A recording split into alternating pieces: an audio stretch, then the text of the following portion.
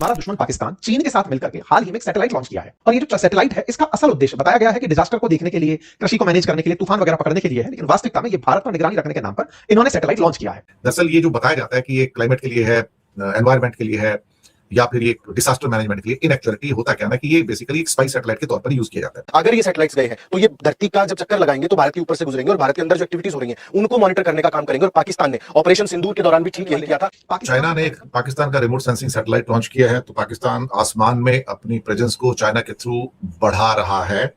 और remote sensing satellite काफी utility वाले होते हैं और मुझे लगता है कि एक एक कदम उनका भी स्पेस में बढ़ रहा है। अभी पीछे उन्होंने एक स्पाइंग सैटेलाइट भी छोड़ा था, चाइना ने ही छोड़ा था उसको एक्चुअली देखा जाए तो पहले बात कर लेते हैं। चाइना ने एक रिमोट सेंसिंग सैटेलाइट पाकिस्तान का लॉन्च किया है। अभी लास्ट मंथ ही एक स्पाई सैटेलाइट भी लॉन्च किया गया था और फिलहाल अभी EO3 सैटेलाइट जो है वो लॉन्च किया गया है। ये एक रिमोट सेंसिंग सैटेलाइट है और इसको ताइयुआन सैटेलाइट लॉन्च सेंटर से चाइना ने इसको नॉर्थ चाइना के शैनक्सी प्रोविंस में इसको लॉन्च किया गया है।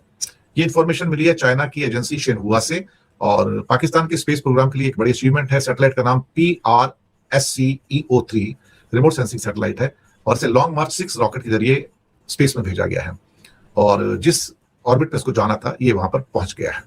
इससे पाकिस्तान की जो कैपेबिलिटीज हैं उसमें जो उसके नेचुरल रिसोर्सेज हैं या क्लाइमेट की जो प्रॉब्लम्स हैं, डिजास्टर मैनेजमेंट है, उस पर ये नजर रख पाएगा। और इन एक्चुअलिटी ये रिमोट सेंसिंग का मैं सच बताता हूं, जो मेरा भी अपना एक्सपीरियंस रहा है, जो भी उसके बारे में इंफॉर्मेशन होती है कि दरअसल ये जो बताया जाता है कि ये क्लाइमेट के लिए है, एनवायरमेंट के लिए है, या फिर ये डिजास्टर मैनेजमेंट के लिए, इन एक्चुअलिटी होता क्या है कि ये बेसिकली एक स्पाई सैटेलाइट के तौर पर यूज किया जाता है। हमारा दुश्मन पाकिस्तान चीन के साथ मिलकर के हाल ही में एक सैटेलाइट लॉन्च किया है और पिछले साल से लेकर अब तक ये चौथी सैटेलाइट है और ये जो सैटेलाइट है इसका असल उद्देश्य बताया गया है कि डिजास्टर को देखने के लिए, कृषि को मैनेज करने के लिए, तूफान वगैरह पकड़ने के लिए है, लेकिन वास्तविकता में ये भारत पर निगरानी रखने के नाम पर इन्होंने सैटेलाइट लॉन्च किया है।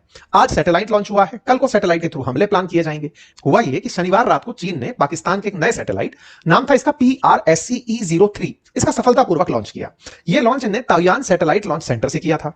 आपको याद होगा आज से तकरीबन 1 साल पहले जब हमने भारतीयों के मुंह पर चपेड़े मारकर उन्हें लाल किया था, तब भारतीय ये कह रहे थे, इवन कि उनका डिप्टी आर्मी चीफ भी एक प्रेस कॉन्फ्रेंस में ये कहता नजर आया कि फेस पाकिस्तान का था, पीछे उसके चाइना था और चाइना हमारी एक एक मूवमेंट की खबर पाकिस्तान को दे रहा था। यानी पाकिस्तान डिपेंड कर रहा था चाइना पे कि चाइना हमारी ये मदद करे कि हमें मूवमेंट का बताए और फिर हम ताक ताक कर उन पर हमले करें। जो उनके जहाज गिरे उसके बारे में भी भारतीय क्लेम यही करते हैं, ओपनली मीडिया पर तो नहीं, ओपनली तो वो मानते नहीं है कि जहाज गिरे हैं, लेकिन जो मानते हैं सीक्रेटली वो ये कहते हैं कि इसके पीछे चाइना ने एक एक मूव की खबर पाकिस्तान को दे रखी थी थ्रू देयर सैटेलाइट्स। अब इस EO3 सैटेलाइट जो कि वैसे तो हमने वेदर मैनेजमेंट के लिए एक लॉन्च की है, इंडिजिनस है, पाकिस्तान की अपनी बनाई हुई है, लॉन्चर यूज हुआ है चाइना का। इसका फायदा ये होगा कि पाकिस्तान को अब चाइना ही की मदद से, चाइना की अब जरूरत नहीं रही कि हम भारत की किसी भी मूवमेंट पर नजर रख सकें और इसे पाकिस्तान की दिफाई कैपेबिलिटी में बहुत बड़ी अचीवमेंट करा दिया जा रहा है। और उसकी रीज़न यही है कि पहले हम डिपेंड करते थे चाइना पे कि हमें बताया जाए कि भारत की ट्रूप, भारत की हैवी मशीनरी कहाँ कहाँ से मूव हो रही है, लेकिन अब पाकिस्तान के पास अपनी सैटेलाइट, अपना पूरा command and control system Pakistan के अंदर मौजूद होगा। और जब भारत ऑपरेशन सिंदूर 2.0 जिसके बारे में बड़े दावे ये करते हैं वो करने की कोशिश करेगा, तो उससे पहले ही हम उसे अच्छे तरीके से टिका सकेंगे। जैसे पिछले साल टिकाया था तब चाइना ने मदद की थी, लेकिन अब पाकिस्तान अपनी सैटेलाइट के थ्रू बगैर चाइना पे डिपेंड किए ये सब कुछ करेगा। और इसमें चाइना की मदद बेशक शामिल है हमारे साथ, ऐसा नहीं है कि चाइना हमसे नाराज़ है। चाइना ही के लॉन्चर के थ्रू हमने वो लॉन्च किया है और इसलिए भारतीय बड़े चीखे मार रहे हैं कि पाकिस्तान कह तो ये रहा है कि ये रिमोट सेंसिंग सैटेलाइट है जिससे फ्लडिंग वगैरह या कुछ इस तरह के जो डिज़ास्टर हैं उनकी मैनेजमेंट की जाएगी या उनको पहले ही देखा जाएगा कि क्या क्या डिज़ास्टर होने वाले हैं, लेकिन असल में ये एक स्पाई सैटेलाइट है जो हमारी एक एक मूव पर नज़र रखेगी। तो खैर सुनते हैं और एंजॉय करते हैं कि सारे मामले पर हमारे पड़ोसी अब क्या कुछ कह रहे हैं। इसको लॉन्च करने के लिए जो इन्होंने रॉकेट काम में लिया उसका नाम लॉन्ग मार्च 6 कैरियर रॉकेट था, जिसने सैटेलाइट को ले जाकर अंतरिक्ष में उसकी सुनिश्चित कक्षा में डाल दिया।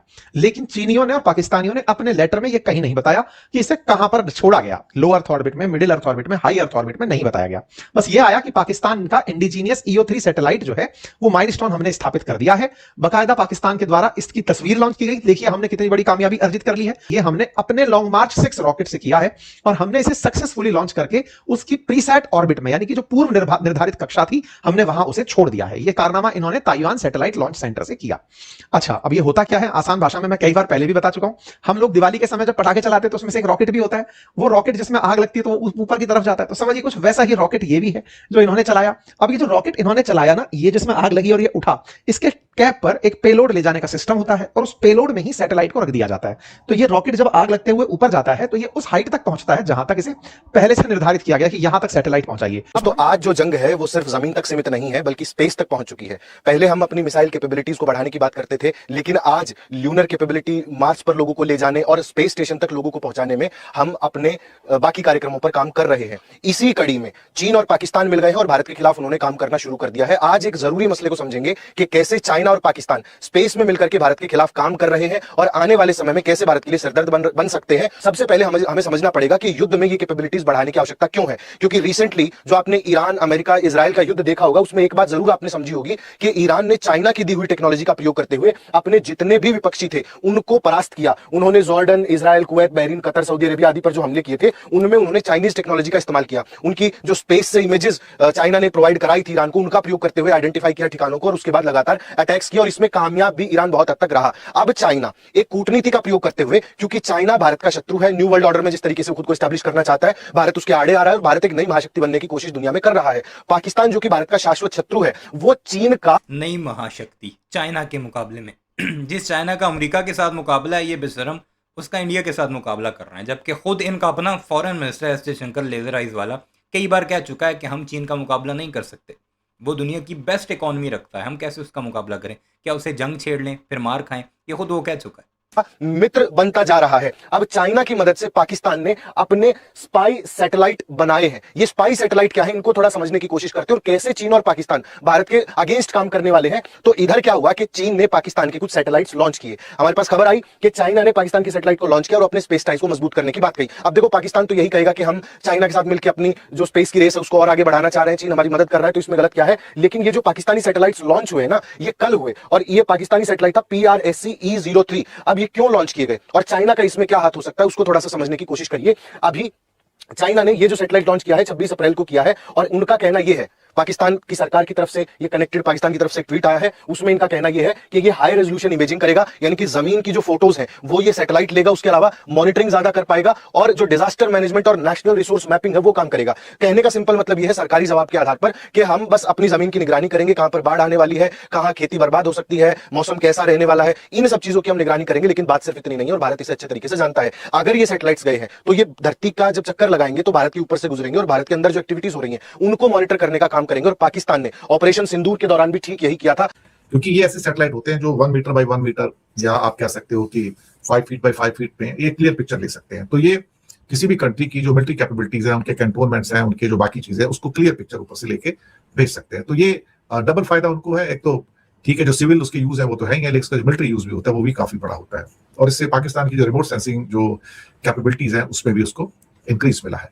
ये हाई रेजोल्यूशन इमेजिंग होती है और इसका सीधा जो आप क्या कहते हैं यूज जो है वो मिलिट्री एक्टिविटी के लिए आप कर सकते हैं। अब हमारे भी एक इंडिया के अंदर भी SBS-3 के जो प्रोजेक्ट्स हैं और ये तो खैर अभी तो प्लानिंग स्टेज में ही है और अभी तक पहला सैटेलाइट लॉन्च नहीं हुआ है, लेकिन फिलहाल SBS-3 प्रोजेक्ट जो इंडिया का है वो अभी ड्राइंग बोर्ड पे है, वो ऊपर जा नहीं रहा है और पाकिस्तान चाइना की मदद से धीरे धीरे अपना भी एक पूरा नेटवर्क जो है सैटेलाइट का स्लोली वहां पर बना रहा है। तो एक किस्म से उसको एक कैपेबिलिटी एनहांसमेंट जो है उसको वहां पर मिल रहा है। अगर नियत की मतलब दूरी है कि 500 किलोमीटर तक पहुंचे तो लो अर्थ ऑर्बिट, 1000-2000 तो मिडिल अर्थ ऑर्बिट और 35,000 तक हाई अर्थ ऑर्बिट की रेंज को माना जाता है। ऐसे में इसके पेलोड्स जब रखे हुए जाते हैं तो इन पेलोड्स में सैटेलाइट रख देते हैं, अलग अलग सैटेलाइट्स रखे जाते हैं। ऐसे में ये चाइना की मदद से अपने सैटेलाइट को भेज दिए। अंतरिक्ष में ये सैटेलाइट पहुंचा तो खबर आई कि एक चौथा सैटेलाइट है। इससे पहले इन्होंने 2025 में भी सैटेलाइट भेजे थे। तो देखो अक्टूबर 2025 की न्यूज कटिंग, ऐसे देखो फरवरी 2026 की न्यूज कटिंग, तो 3 बार इन्होंने सैटेलाइट्स भेजे। तो अक्टूबर 25 में भेजा, फरवरी 26 में भेजा, इन्होंने 3 बार सैटेलाइट ऑलरेडी भेजे हुए हैं। तो कुल मिलाकर चीन पाकिस्तान की मदद के लिए सैटेलाइट्स भेज रहा है। इतना ही नहीं, चाइना तो अब पाकिस्तान के 2 एस्ट्रोनॉट्स को लेकर अंतरिक्ष भी घुमाने ले जा रहा है।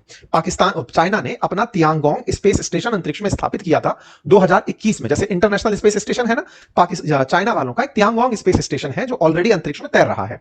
2021 से ऑपरेशनल है, 3 लोग उसमें रहते हैं। तो इसमें 2 पाकिस्तानियों को ले जाने की बातचीत चल रही है कि चलो भाई 2 पाकिस्तानियों को हम अंतरिक्ष घुमाकर लेकर आएंगे। ये सारे काम ये जो करते हैं स्पेस स्टेशन तक पहुंचने के, उसके लिए जैसे भारत में श्रीहरिकोटा है, ऐसे ही इनके यहाँ पर ताइवान करके जगह है, वहां से इसे लॉन्च किया जाता है। अच्छा, अब ये हालात हैं जी भारतीयों के। पाकिस्तान की सैटेलाइट पर इस तरह इनकी चीखें निकल रही हैं, और पाकिस्तान सिर्फ स्पेस स्टेशन तक ही नहीं पहुंचेगा, पाकिस्तान अपनी तीनों फोर्सेस को भी जैसे जैसे साथ निगोशिएशन करवा रहा है अमेरिका और ईरान की, वैसे वैसे अपनी पावर को भी बढ़ा रहा है। एयरफोर्स के लिए 5th जनरेशन का फ्लीट हो, नेवी के लिए नई अबदोजें हों जो कि बाकायदा इंडक्ट कर दी गई हैं अपने सीज के लिए, अपनी नेवी के लिए, प्लस पाकिस्तान की जो बड़ी फौज है वो फतेह 2 मिसाइल का कामयाब तजर्बा भी कर चुकी है, एडवांस फतेह 2 मिसाइल। बहरहाल इस सारे मामले पर आपकी क्या राय है कमेंट सेक्शन में ज़रूर बताइएगा। चैनल को सब्सक्राइब नहीं किया तो ऐसी वीडियोस के लिए उसे भी ज़रूर सब्सक्राइब कीजिएगा।